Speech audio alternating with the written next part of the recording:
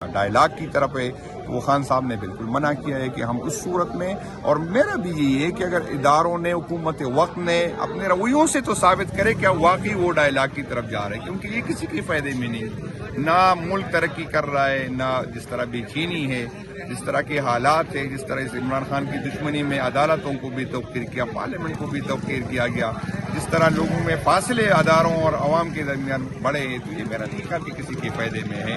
تو میں تو چاہتا ہوں کہ اس کا کوئی حل نکالے، لیکن حل یہ ہوگا جو حکومت ایک قدم آگے آئے گی تو مجھے امید ہے کہ پی ٹی آئی کی کیا جائے۔ حکومت کے پاس تو وہ تو یہ بھی ایک حقیقت ہے کہ حکومت جو بے اختیار ہے، وہ بیچارہ تو نواز شریف کو انصاف اپنی حکومت میں نہیں دے سکتا جس کے نام پہ وہ روٹ لیتے، وہ اپنا انٹیریئر منسٹر، یہ بھی ایک حقیقت ہے۔ آج تک آپ اندازہ کر لیں کہ ایک طرف تو ڈائلاگ کی بات کر رہے ہیں، لیکن ابھی تک ہمارا پوزیشن لیڈر جو ہے وہ ابھی تک جو ہے منتخب وہ نہیں، اس کو نوٹیفیکیشن نہیں نکال رہا ہے۔ یہ غیر آئینی، غیر قانونی چیزیں ہے، تو ان رویوں کے ساتھ تو میرا نہیں خیال کی بات آگے بڑھے۔ سر فیصل واڈا کو آپ جانتے ہیں؟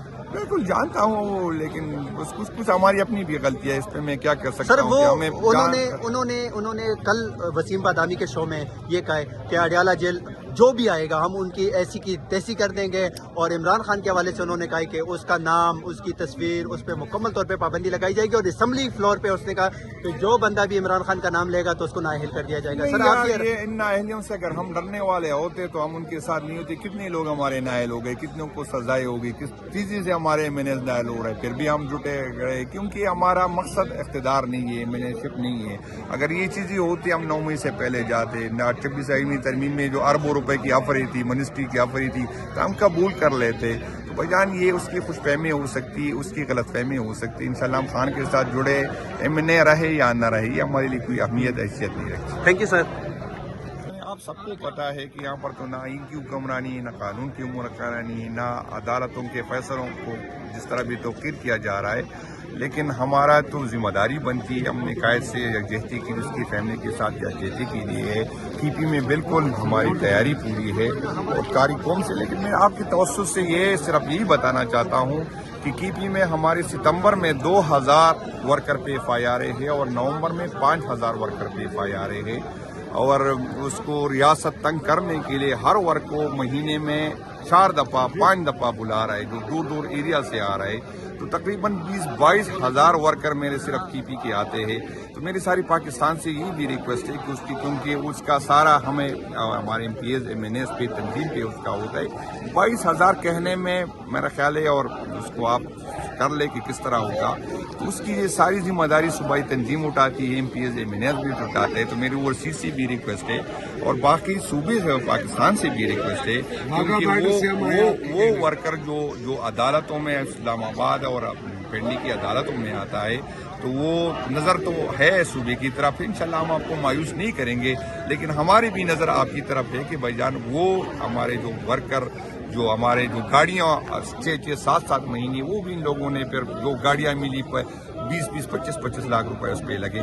تو میری بھی آپ کی نظر ہے، آپ کی طرف نظر ہے کہ انشاءاللہ ہم آپ کو مایوس نہیں کریں گے، لیکن اس معاملات میں بھی پارٹی، باقی صوبے، اوورسیز ہمیں سپورٹ۔ میں تو یہ تو ہمارا صوبائی صدر جو بھی ذمہ داری انشاءاللہ دیں گے مجھے، میں پورا کرنے کی کوشش کروں گا، انشاءاللہ ہم مایوس نہیں کریں گے، لیکن میری طرح وہ تو اور بھی ریجن کے صدور ہے، صوبائی صدور ہے، یہ تو مرکزی قیادت نے جو فیصلہ کرنا ہوگا۔ اس کے پاس تو ہمارے 2 ہی راستے ہیں، یا تو ہم احتجاج پہ جائے، لیکن ایک صوبے کے احتجاج سے تو اثر نہیں پڑے گا، اگر سارے پاکستان نکلیں گے تو انشاءاللہ تعالی حل نکلے گا۔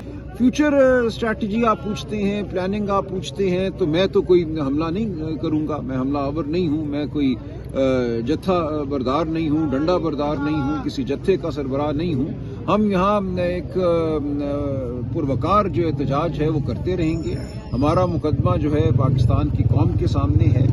میری تمام زندگی، میری تمام ٹریننگ، میری تمام سوچ یہی ہے کہ حق کی بات کرنی چاہیے، حق کی آواز بلند کرنی چاہیے، سچ بات کرنی چاہیے، آنکھوں میں آنکھیں ڈال کر بات کرنی چاہیے، تو یہ میں کرتا رہوں گا۔ کوئی کرنے کی کیا ضرورت ہے؟ ہم دیکھیں گے، خان صاحب نے، عمران خان صاحب نے، چکزئی صاحب، علامہ ناصر صاحب کو اس حوالے سے مجاز بنایا ہے، وہ لائے عمل بھی طے کر سکتے ہیں، وہ جو مناسب سمجھیں گے وہ کر سکتے ہیں، گفتگو بھی کر سکتے ہیں، تو یہ ہم ان پہ چھوڑتے ہیں۔ کیا نظام میں کوئی سنجیدگی ہے معاملات کو حل کرنے کی، یا کیا نظام طاقت کے نشے میں چور ہے؟